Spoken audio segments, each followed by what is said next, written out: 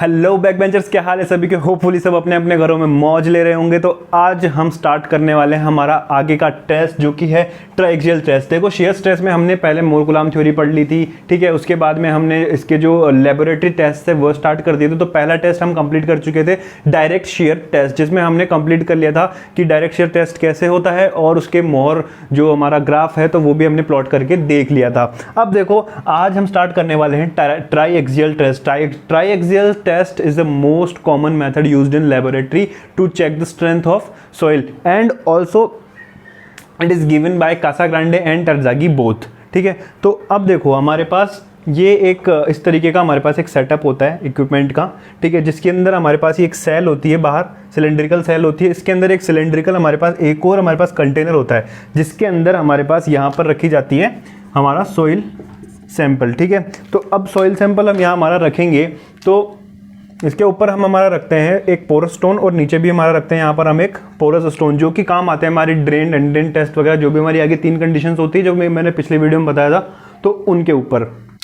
तो अब देखो, जो अब पोरस स्टोन हमारे लगा दिया, तो उसके ऊपर हमारे पास टॉप प्लेट और एक बॉटम प्लेट हम सेट करते हैं, जिससे कि हमारा जो स्टोन है, जो हमारी सॉइल है, वो उसको थोड़ी स्टेबिलिटी मिल जाए, जिसको कि हम यहाँ पर एक रबर की रिंग होती है उससे हम टाइटन कर देते हैं। अब देखो, उसके बाद में यहाँ पर हम एक वर्टिकल लोडिंग हम प्रोवाइड करवाते हैं, जो कि हमारे पास लोडिंग योक होता है, उससे हमारे पास लोडिंग होती है। साथ में हमारे पास एक ये पहला गेज लगा होता है, जिससे कि हम सॉइल की डिस्प्लेसमेंट मेजर कर सकते हैं। देखो, डायरेक्ट शेयर टेस्ट में हम जो सॉइल की डिस्प्लेसमेंट थी कितनी हुई वो मेजर नहीं कर सकते थे, बट यहाँ पर हम इसकी डिस्प्लेसमेंट को ईजिली मेजर कर सकते हैं बाय दिस डायल गेज। अब देखो, यहाँ से हमारे पास एक इनलेट पाइप भी जा रहा है, ठीक है। ये इनलेट पाइप क्या करता है, हमारे पास यहाँ पर इसमें वाटर फिल करता है पूरे इस कंटेनर में, जिससे कि क्या होता है, हमारे पास यहाँ पे एक यूनिफॉर्म कन्फाइंड प्रेशर लगता है हमारी सॉइल के ऊपर, ठीक है, जिसको भी हम शेयर, जो हमारा शेयर स्ट्रेस लगता है उसमें काउंट कर सकते हैं। तो इसको मेजर करने के लिए भी यहाँ पर हमारे पास नंबर 2 वाला डायल गेज हम यूज़ करते हैं, which measures pressure of fluid in the cell. कितना प्रेशर लग रहा है फ्लूइड के द्वारा हमारे पास सेल के अंदर, तो ये वो मेजर करता है। अब अगला हम आते हैं 3rd नंबर पे, जो कि सॉइल से हमारे पास एक यहाँ पर पाइप निकलता है, और यहाँ पर हमारे पास आता है एक वॉल, और वॉल के ऊपर अगेन हमारे पास एक 3रे नंबर का यहाँ पर गेज आता है। देखो, वॉल तो हम तब यूज़ करते हैं जब हमारे पास हमारी कंडीशन हो, कौन सी कंडीशन हो, ड्रेन कंडीशन हो या कंसोलिडेशन ड्रेन कंडीशन हो, या कंसोलिडेशन ड्रेन कंडीशन हो, तो उसमें हम यूज़ करते हैं, क्योंकि उसमें क्या होता है, हमें सॉइल का जो सॉइल को कंसोलिडेट कराना पड़ता है, या फिर हमें ड्रेन कंडीशन के लिए हम इसे यूज़ करते हैं। तो अगर हम उसी कंडीशन के लिए यूज़ करेंगे तो वॉल को ओपन कर देंगे, अदरवाइज हम इसे क्लोज रहने देंगे, ठीक है। तो इसके ऊपर भी हमारे पास यहाँ पर एक मेजरमेंट डायल गेज लगा होता है, जो कि हमारे पास पोर प्रेशर, सॉइल का जो पोर प्रेशर है वो मेजर करता है। तो ये तो हो गई हमारे पास सॉइल की, ये जो हमारे पास इसका इक्विपमेंट एपरेटस है, इक्विपमेंट है, उसके बारे में सारी इंफॉर्मेशन, जो भी बेसिक इंफॉर्मेशन हमें चाहिए थी। तो अब हम पढ़ते हैं कि सॉइल जो हमारी है उसके अंदर हम हमारी शेयर स्ट्रेंथ चेक करते कैसे। तो देखो, हमें इसे सिंपली 2 पार्ट्स में डिवाइड करना है। पहला पार्ट जो है, पहला फेज मान लो, पार्ट मान लो, तो वो फेज हमारे पास होने वाला है कंसोलिडेशन पार्ट। अब देखो, कंसोलिडेशन पार्ट में क्या है कि हम क्या करेंगे, जो प्रेशर ऑफ फ्लूइड है, तो उससे क्या होता है, जो हमारे पास फ्लूइड है उससे हम इसमें इनलेट करवाएंगे, मतलब हमारी जो सेल है उसमें फ्लूइड फिल करेंगे, ठीक है। फ्लूइड फिल करेंगे तो उससे हमारे पास यहाँ पर एक कन्फाइंड प्रेशर जनरेट होगा, कुछ इस तरीके से। पूरा प्रेशर जो होगा हमारे पास वो यहाँ सॉइल पर लगेगा, ठीक है, जिसे हम हमारा माइनर प्रिंसिपल स्ट्रेस कह सकते हैं। जो कि हमारा माइनर प्रिंसिपल स्ट्रेस है वो हम यहाँ पर डिनोट कर देते हैं कि ये हमारे पास यहाँ पर सिग्मा 3 जनरेट हो रहा है। अब इससे हमारे पास यहाँ पे कन्फाइंड स्ट्रेस हमारी सॉइल पे लग रहा है, जिसे हम शेयर स्ट्रेस भी कह सकते हैं, ठीक है। तो अब देखो, इसकी वजह से यहाँ पर जब सॉइल पे लोड लगेगा तो हमारे पास यहाँ पर वाटर भी हमारे पास कंसोलिडेट होगा, ड्रेन होगा, जो भी हमारी कंडीशन होगी हम उसके हिसाब से यूज़ करेंगे। तो अब पहली स्टेज में तो हमारे पास यहाँ पर हो गया कंसोलिडेशन का प्रोसेस। अब दूसरी स्टेज में हम क्या करते हैं, सेकंड स्टेज जो हमारी आती है उसके अंदर हम क्या करते हैं, हमारी नॉर्मल लोडिंग लगाते हैं। अब देखो, नॉर्मल लोडिंग लगाएंगे तो नॉर्मल लोडिंग जैसे अप्लाई करेंगे तो यहाँ पर नॉर्मल लोड लगेगा, तो ये भी एक यूनिफॉर्म लोड लगेगा, ठीक है। यहाँ से यूनिफॉर्म लोड अप्लाई करेंगे तो यहाँ से भी लोड हमारे पास आना स्टार्ट हो गया। तो इसको हम कहेंगे मेजर प्रिंसिपल स्ट्रेस, जिसको हम डिनोट करते हैं सिग्मा 1 से, ठीक है। तो इस सिग्मा 1 की वजह से हमारे पास यहाँ पर सॉइल फेल करेगी, तो यहाँ से हम हमारी सिग्मा 1 और सिग्मा 3 मतलब मेजर प्रिंसिपल स्ट्रेस और माइनर प्रिंसिपल स्ट्रेस की वैल्यू फाइंड कर सकते हैं। तो इस तरीके से हमें 3-4 सैंपल लेने, 3-4 बार ही सॉइल के ऊपर टेस्ट करना है और उससे हमारे पास जो भी वैल्यू आएगी हम उसे मोर का जो हमारा ग्राफ प्लॉट करते हैं उसमें सिंपली प्लॉट कर देनी है। तो अब देखो ये जो टेस्ट है वो मेनली हमारे पास जो कि पहले भी 3 कंडीशंस थी और अभी भी 3 कंडीशन, तो ये भी पूरी तीनों कंडीशन के लिए अप्लाई हो सकता है। तो अब वो तीनों कंडीशन हम पढ़ते हैं आगे, ठीक है। तो अब इस टेस्ट में हमारे पास 3 कंडीशंस बनती है। पहली बनती है हमारे पास अनड्रेन्ड अनकंसोलिडेटेड की, दूसरी बनती है ड्रेन्ड अनकंसोलिडेटेड की और तीसरी बनती है कंसोलिडेटेड ड्रेन्ड की, ठीक है। तो अब बात करते हैं हम पहली स्टेज जो है हमारे पास अनकंसोलिडेटेड अनड्रेन्ड टेस्ट, इसको हम यूयू भी कहते हैं, साथ ही हम इसे क्यू टेस्ट भी कहते हैं। क्यों? क्योंकि इसमें क्या होता है कि जो हमारी सॉइल होती है उसके अंदर कोई भी कंसोलिडेशन का या कोई भी ड्रेनेज का कोई हमारे पास यहाँ पर पाथ नहीं होता, वॉल हमारे पास यहाँ पर क्लोज होता है, जो आउटलेट वॉल होता है वो हमारे पास क्लोज होता है। तो ड्रेनेज के लिए हमारे पास टाइम वेस्ट करने का हमारे पास यहाँ पर कोई मतलब ही नहीं है, तो इस वजह से क्विक टेस्ट होता है, तो इसे हम कहते हैं क्यू टेस्ट, ठीक है। Non porous end caps are used, मतलब जो मैंने बताया था कि हमारे पास जो सॉइल सैंपल होता है उसके नीचे हम यहाँ पर कैप्स पोरस मटेरियल जो यूज़ करते हैं, तो मैंने बताया था कि कंडीशन पे डिपेंड करेगा कि हम यहाँ पर कौन सा हमारे पास स्टोन यूज़ करेंगे। तो यहाँ पर non porous end caps use होती है इस वाले टेस्ट में। तो नेक्स्ट हमारे पास आ जाएगा कंसोलिडेटेड अनड्रेन्ड टेस्ट। तो अगला अब आता है हमारे पास कंसोलिडेटेड अनड्रेन्ड टेस्ट, मतलब कि इसके अंदर हमारे पास कंसोलिडेशन का पार्ट तो हम कंप्लीट करेंगे, बट कंसोलिडेशन कंप्लीट होने के बाद में जब ड्रेनेज की कंडीशन आएगी तो हम हमारा जो आउटलेट वॉल है उसे हम बंद कर देंगे, ठीक है। तो कंसोलिडेटेड वाली स्टेज में जो हमारी पहली स्टेज है, जब हम वाटर फिल करते हैं, पहली स्टेज जो हमने 2 फेज अभी कंप्लीट करे थे, तो फर्स्ट स्टेज जब हम कंप्लीट करते हैं तब हमारा वॉल ओपन आएगा। लेकिन जब हमारी सेकंड स्टेज, जैसे ही हम नॉर्मल स्ट्रेस जब अप्लाई करेंगे तो हमारी जो सेकंड स्टेज में जो वॉल है वो हम यहाँ पर क्लोज कर देंगे।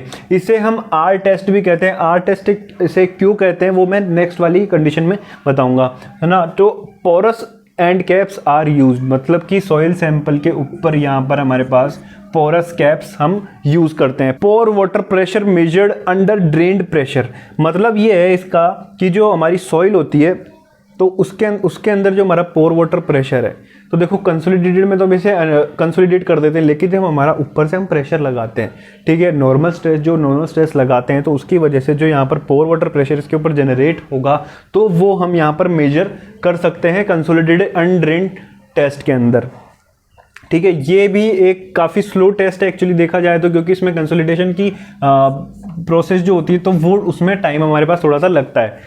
अब देखो कंसोलिडेटेड ड्रेन्ड कंडीशन में हमारे पास क्या होता है कि हमारा दोनों जो हमारे पास पार्ट है, दोनों जो फेज है उसके अंदर हमारे पास पहले कंसोलिडेशन होगा, उसके बाद ड्रेनेज होगा, मतलब हमारे पास टाइम बहुत ज़्यादा लगने वाला है, क्योंकि पहले ही जब कंसोलिडेटेड अनड्रेन्ड था तो उसमें भी हमारे पास टाइम लग रहा था, बट अब कंसोलिडेटेड ड्रेन्ड भी आ गया है अनड्रेन्ड की जगह पर, तो इसलिए हम इसे स्लो टेस्ट कहते हैं। तो पहला हमारे पास था, उसको हमने कहा था क्विक टेस्ट, ठीक है। अब थर्ड टेस्ट जो है हमारे पास कौन सा टेस्ट है? स्लो टेस्ट, तो QRS, तो इस वजह से हमने उसे R टेस्ट कहा था ताकि याद करने में आसानी हो जाए, ठीक है।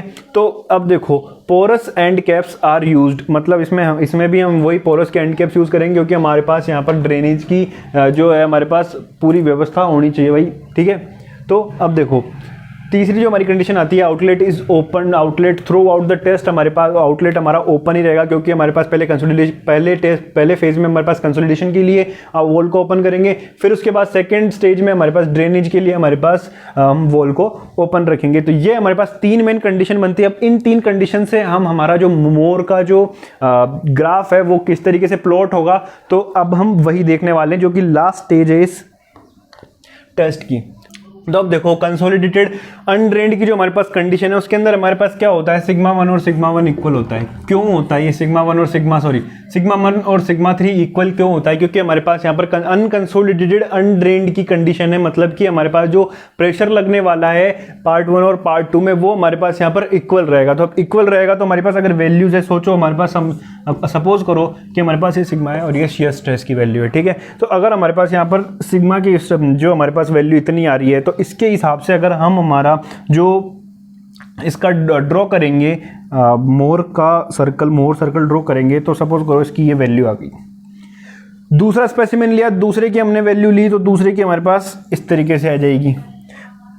तीसरे की हम लेंगे तो तीसरे की कुछ इस तरीके से आ जाएगी। मतलब कहने का ये है, ये थोड़ा ऊपर नीचे हो गया, पर एक चीज़ ये समझ लेना कि ये जो हमारे पास ये जो यहाँ पर इसकी लाइन आएगी, ये जो पूरा है ये थ्रू आउट द टेस्ट हमारा यहाँ पर कांस्टेंट ही रहने वाली है ये लाइन। मतलब फाई जो है वो जीरो एंगल, मतलब कि हमारी अगर जो सॉइल फेल होगी वो हमारी जीरो एंगल पे फेल होगी। कौन से टेस्ट में? अनकंसोलिडेटेड अनड्रेन टेस्ट में हमारी जो सॉइल है वो जीरो एंगल पे फेल होगी। ठीक है, तो ये पहला बन गया हमारे पास मोर सर्कल अनकंसोलिडेटेड अनड्रेन टेस्ट की कंडीशन में। अब दूसरी अगर कंडीशन में हम देखें तो दूसरी कंडीशन में कैसा बन सकता है ये? दूसरी कंडीशन हमारे पास आती है कंसोलिडेटेड अनड्रेन्ड की कंडीशन आती है। तो उसके अंदर हमारे पास क्या होता है, आधे में हम कंसोलिडेट करते हैं, उसको कंसोलिडेट करते हैं, और आधे में हमारे पास अनड्रेन्ड की कंडीशन रहती है, मतलब हमारा वॉल क्लोज हो जाता है। ठीक है, तो अब इसमें क्या होगा कि हमारी जो सॉइल है, मतलब आउटलेट जो है हमारे पास, वो हमारे पास क्लोज हो जाता है आधे टाइम में। तो इसके अंदर क्या होता है, पोर वाटर प्रेशर नहीं होता। तो पोर वाटर प्रेशर नहीं होगा क्योंकि यहाँ पर जो कंसोलिडेशन की है, दूसरा टेस्ट हमारे पास जो आता है कंसोलिडेटेड अनड्रेन्ड की कंडीशन में, तो पोर वाटर प्रेशर हमारे पास यहाँ पर नहीं रहता है। तो पोर वाटर प्रेशर की जगह हम कौन सा स्ट्रेस यूज करेंगे? Effective stress. क्योंकि देखो पोर वाटर प्रेशर नहीं है तो बचा हमारे पास क्या? इफेक्टिव स्ट्रेस ही तो बचेगा। ठीक है, तो अब देखो, अगर अब देखो हम यहाँ पर ड्रॉ करते हैं। पहला स्ट्रेस की वजह से हमारे पास जो पहला मोर सर्कल बनेगा वो यहाँ पर इस तरीके से बन गया। तो अब जो हम हमारा दूसरा सर्कल ड्रॉ करेंगे तो वो हमारे पास यहाँ पर इससे थोड़ा बड़ा आएगा, और तीसरा हमारे पास और भी बड़ा आएगा। तो हमारी जो कंडीशन यहाँ पर बनती है वो बनती है हमारे पास यहाँ पर एक लीनियर बट इंक्रीजिंग, यहाँ पर हमारे पास जो है हमारे पास यहाँ पर फाई का एंगल आता है। तो ये तो हमारे पास हो गई सी की कंडीशन। पहले भी प्रीवियस वीडियो देख लिया करो यार, देखो पूरा अच्छा नहीं लगता ऐसे, मैं मेहनत करता हूँ और देखते नहीं हूँ। ठीक है, तो अब यहाँ पे अब फेल कौन से एंगल पे होगा? यहाँ पर हमारी सॉइल। अब हमारे पास यहाँ पर फाई की कुछ ना कुछ वैल्यू तो आ रही है। ठीक है, ये यहाँ पर हमारे पास जीरो नहीं होने वाला है, तो यहाँ पर हमारे पास फाई एंगल कुछ ना कुछ आ जाएगा कंसोलिडेटेड ड्रेन्ड की कंडीशन में, और हमारा ग्राफ कुछ इस तरीके से ही रहने वाला है इसके अंदर। अब थर्ड में भी हमारे पास कुछ ऐसा ही हमारे पास ग्राफ बनने वाला है, जो कि हमारे पास है कंसोलिडेटेड ड्रेन्ड कंडीशन। ठीक है, तो थर्ड में भी हमारे पास कुछ ऐसा ही ग्राफ बनने वाला है, बट वहां पर क्या सीन होने वाला है कि हमारे पास जो पोर वाटर प्रेशर है, कंसोलिडेशन की वजह से जो हमारा पोर वाटर प्रेशर है वो थोड़ा नेगेटिव में चले जाएगा। और अगर पोर वाटर प्रेशर नेगेटिव में चले जाता है तो हमारे पास एक फॉर्मूला था, आपने प्रीवियस वीडियो या पहले का कुछ आपको याद हो तो, total stress is equals to क्या था हमारे पास? Effective stress minus pore water pressure, sorry plus pore water pressure. तो अब अगर यहाँ पर पोर वाटर प्रेशर नेगेटिव चला गया तो हम यहाँ से कह सकते हैं कि हमारा इफेक्टिव स्ट्रेस जो है वो ज़्यादा हो जाएगा टोटल स्ट्रेस से। ये हम सिंपली कह सकते हैं। तो मतलब कंसोलिडेटेड ड्रेन टेस्ट में हमारा टोटल स्ट्रेस इफेक्टिव स्ट्रेस से ज़्यादा है। अब देखो समझने वाली बात ये है, बनेगा तो इसमें भी सेम इसी तरीके से, बट यहाँ समझने की बात ये थी कि जो ये हमारा इफेक्टिव स्ट्रेस और टोटल स्ट्रेस की जो रिलेशन यहाँ पर बनती है वो हमें पता होनी चाहिए। तो अगर हम पहले वाले के लिए देखें तो ये तो हमारे पास इफेक्टिव स्ट्रेस की बनेगी, सॉरी ये सपोज करो टोटल स्ट्रेस की बन रही है हमारे पास, ये वाली है तीनों, ये सपोज कर लो कि टोटल स्ट्रेस की बन रही है। तो अगर ये टोटल स्ट्रेस की बन रही है सर्कल हमारे पास यहाँ पर, तो जो इफेक्टिव स्ट्रेस की सर्कल आएगी वो इससे बड़ी होनी चाहिए। मतलब अगर ये यहाँ पर है तो स्ट्रेस इसके अंदर इफेक्टिव स्ट्रेस की वैल्यू ज़्यादा होगी टोटल स्ट्रेस से। ये तो टोटल स्ट्रेस की बन रही है सारी, और इफेक्टिव स्ट्रेस की अगर हम देखें तो इससे ज़्यादा ही आगे ही होनी चाहिए। तो अगर ये डॉटेड वाली मान लो इफेक्टिव स्ट्रेस की है, इसके लिए भी आगे जाएगी और इसके लिए भी आगे जाएगी। ठीक है, तो अब अगर हम इसे रिमूव कर दें, थोड़ा गिच पिच सा हो गया पर थोड़ा समझ लेना आराम से, कोई दिक्कत नहीं है। ठीक है, तो अब अगर हम ये जो टोटल स्ट्रेस वाली है इन्हें रिमूव कर दें,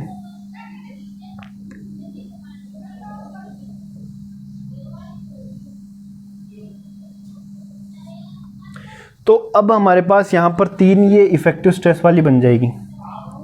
तो डिफरेंस यहाँ पर हमारे पास इतना ही आएगा कि जो हमारे पास इफेक्टिव स्ट्रेस वाली जो आएगी उनकी वैल्यूज़ जो टोटल स्ट्रेस वाली सर्कल जो है उनसे ग्रेटर बनने वाली है यहाँ पर। बाकी ग्राफ तो हमारा वही लीनियरली इंक्रीजिंग होगा।